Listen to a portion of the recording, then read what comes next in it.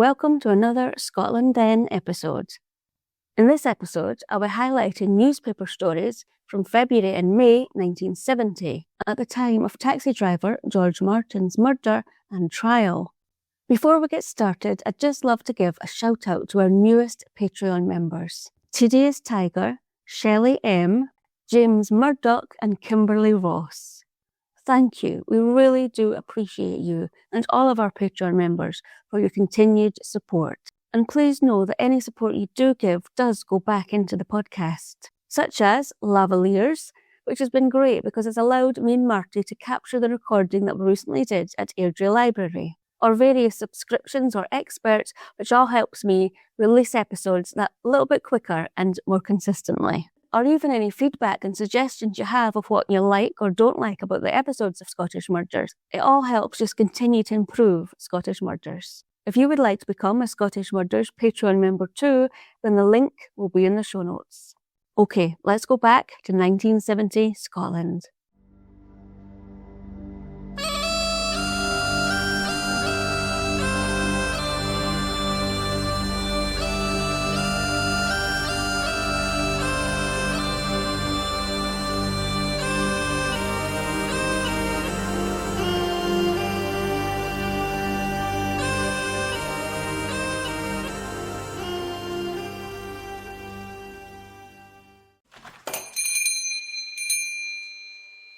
So, the first article that I noticed in the Scotsman on the 17th of February 1970 was headed, Detectives Follow Up Clue from Clairvoyant. This caught my eye for a couple of reasons. One being because I remembered having read about this somewhere before, and secondly, when I noticed the name Pat McAdam. Back in June 2022, we released our Linked or Not Linked episodes. If you've not listened to them already, then go and check them out. But in part 1, we mentioned a man called Thomas Ross Young, who in 1967 had not only received an 18-month prison sentence, but had also been questioned by police following the disappearance of a 17-year-old girl. Now, as the Linked or Not Linked episodes were to highlight Angus Sinclair's known and potential other victims, I didn't go into detail about the disappearance of the 17-year-old girl in 1967, but her name was Pat McAdam. So when I saw her name again in this article, it triggered a memory.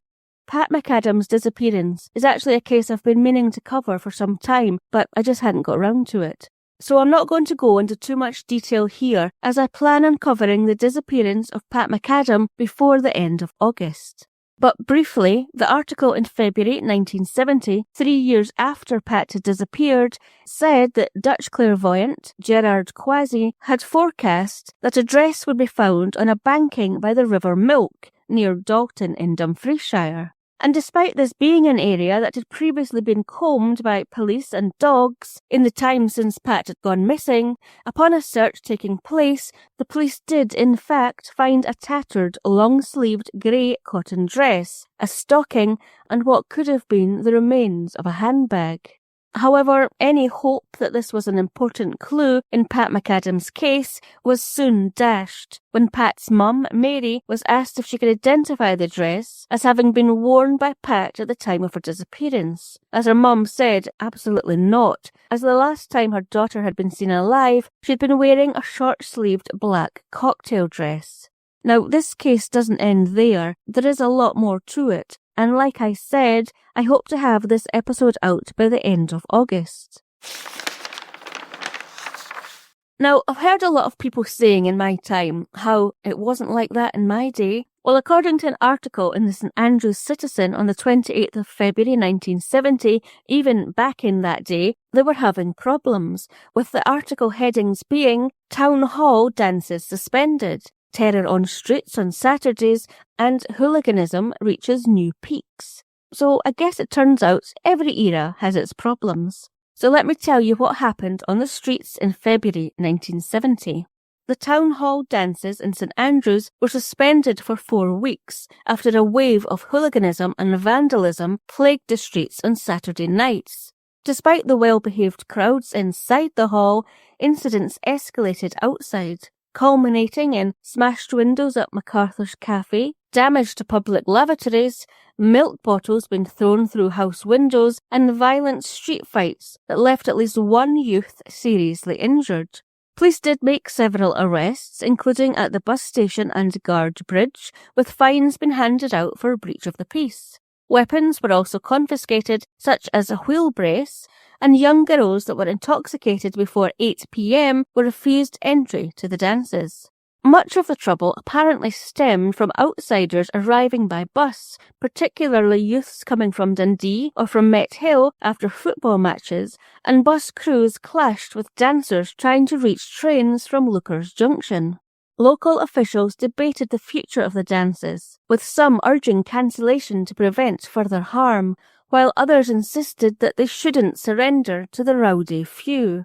Ultimately, though, the council agreed to halt the dances temporarily for 4 weeks and re-evaluate the situation then. It's always those few who spoil it for the rest.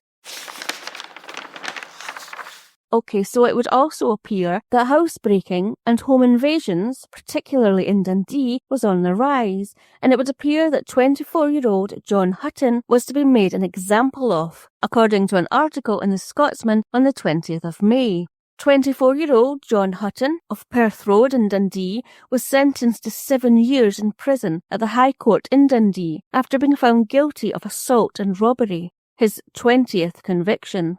The attack took place on the 15th of February when John Hutton forced his way into the home of pensioners Ian and Isabel Meany of Ford's Lane, Dundee, assaulting them and robbing Mrs. Meany of £1 and 12 shillings.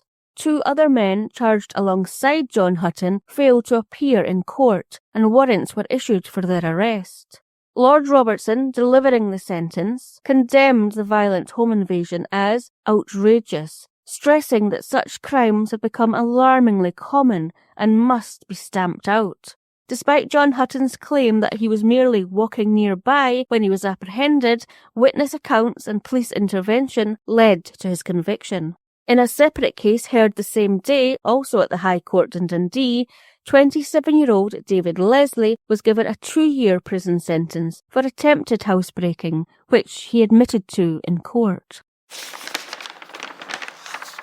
And the prison sentences continued when, according to an article in the Brecon Advertiser on the 19th of February 1970, 22-year-old Brian Gilhooly, who was a waiter at the Glenesk Hotel, was sentenced to 3 months in prison after he pleaded guilty to a violent assault on 16-year-old receptionist Joyce Keller.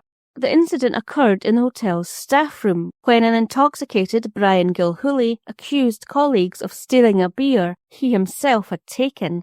In the confrontation, he smashed a pint tumbler and struck Joyce Keller on the neck with a broken glass. At the Forfar Sheriff Court, it was described how the glass pierced Joyce Keller's neck, narrowly missing her jugular vein, leaving her covered in blood and with a severe wound. Brian Gilhooly, who had one previous conviction, claimed that the act stemmed from a deep sense of loneliness. Sheriff Ford expressed hope that the custodial sentence, backdated to the 31st of January, would help Brian Gilhooly learn self-control. Another prison sentence being handed out, according to an article in the Scotsman on the 20th of May, was to 28-year-old George Jameson of Johnston Terrace in Edinburgh, when he admitted at the High Court in Edinburgh to the murder of 19-year-old Phyllis Telford. The court heard how on the night of the 6th or 7th of February, George Jameson violently assaulted Phyllis Telford, who was described as a woman of easy virtue, during a night out, where he had grabbed her by the throat, forcibly removed her clothing, kicked and stamped on her before strangling her with a pullover. Phyllis's body was found on waste ground below Castle Rock, having been left there to die after being attacked. George Jameson's trial date had been set, however at the last minute he changed his plea to guilty and subsequently only made a brief 4-minute court appearance, where he was sentenced to life imprisonment. This next story got me thinking of a couple of things. 1, would I even recognise my own car if I wasn't driving it? Bear with me. And 2, what would I do if I did see my car being driven by someone I didn't know? Well, here's what a young Edinburgh woman did when she saw her car being driven along the street by someone that she didn't know. It was a typical Tuesday morning in early March 1970 for 25-year-old Irene Dixon. She left her home in Warrender Park Road, south of Edinburgh, and made the 16-minute drive to Regent Terrace, where she parked her car and walked the short distance to her work. At lunchtime, she headed out for a walk and to get something to eat, and she was happily walking in Waterloo Place when she saw her own car being driven past her by a stranger. Noticing that the traffic lights were turning red and the car was slowing down, Irene ran towards the car, and she jumped in front of it before it could be driven away. She then noticed that the driver was trying to get out of the car, and so, while calling for help from passers-by, she got to the driver's door and prevented the driver from getting out, while others stopped him driving away until the police arrived and the car thief was arrested. Irene later said that up until she had seen her own car driving past her, she had absolutely no idea that it had even been stolen. At Edinburgh Sheriff Court, John Stewart of Newton Grange pleaded guilty to stealing the car, driving without insurance, and the reset of a vehicle licence plate. But his agent went on to say that the accused's own car had been in a crash, and that he thought that he must have been drunk when he took the car. He went on to say that the accused's car was the same make as the car he had stolen, and that he had apparently got access to and had been able to drive Irene's car away by using his own car keys. It was noted that John Stewart had no previous convictions, and his sentencing was deferred for a year. I'm not sure why it was deferred for so long, maybe to see if he committed any further offences before he was sentenced. I'm not sure. So, if you had been Irene, would you have recognised your own car? And would you have acted so quickly and been able to prevent your car actually being stolen? Me, I think I'd have to answer no to both questions, but you just never know. And finally, some statistics, with a heading from the Scotsman on the 17th of February 1970 reading, biggest rise in population since 1962/1963. According to the Registrar General for Scotland's annual estimates, Scotland's population rose by 7,200 in the year leading up to June 1969, reaching 5,194,700. Which was the highest annual increase since 1962/63. Despite this overall growth, the four major cities, Glasgow, Edinburgh, Dundee and Aberdeen, collectively lost 18,800 residents due to planning overspill, movement to new towns and suburban migration. And, according to the County Medical Officer of Health, Shetland saw a slight decline to 17,122, but the decrease was less than previous years. Large and small boroughs also saw gains, with Paisley topping the large boroughs at 95,182 and Cumbernauld leading among small boroughs at 26,678. Meanwhile, county landward areas experienced a net gain of 5,700, and new town populations continue to grow steadily, with East Kilbride at 62,900 and Irvine at 38,200. The population breakdown showed 2.7 million females and 2.49 million males, and the under 15 age group amounted to 1.36 million. And that's it. I hope you enjoyed this episode of Scotland Then. I certainly love researching the newspaper stories from back then for each episode. Next week will be another Scotland Then episode, this time from 1981, around the time Aileen Printy was murdered, and the following week I hope to release the Pat McAdam episode. If you have enjoyed this episode and do enjoy listening to Scottish Murders, it would mean so much if you could please rate or review. It really does help others find Scottish Murders. So until next time, I've been your host, Dawn.